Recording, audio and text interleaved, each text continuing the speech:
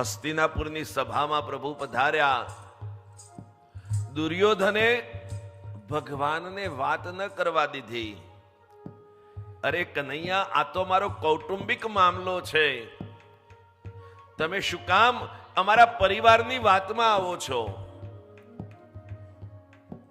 હે કનૈયા, મારો નાનો ભાઈ દુશાસન છે અને દુશાસનના આંગણે આપ પધારો, સુંદર મજાનો 56 ભોગ આરોગો.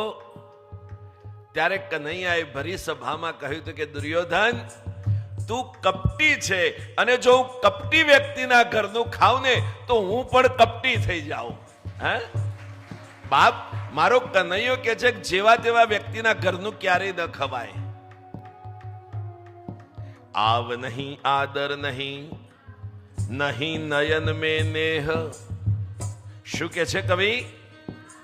આવ નહીં આદર નહીં, નહીં નયન में नेह, उस घर न जाइए चाहे कंचन बरसे में. હે, તમને આવકાર ના મળતો હોય, આવ નહીં, તમને આદર ન મળતો હોય, આપણે જઈએ અને આંખમાં હાસ્ય ના આવે, પ્રસન્નતા ના આવે, એવા આંગણે ભલે હોનાનો વરસાદ વરસતો હોય તોય ક્યારે જવું જોઈએ નહીં.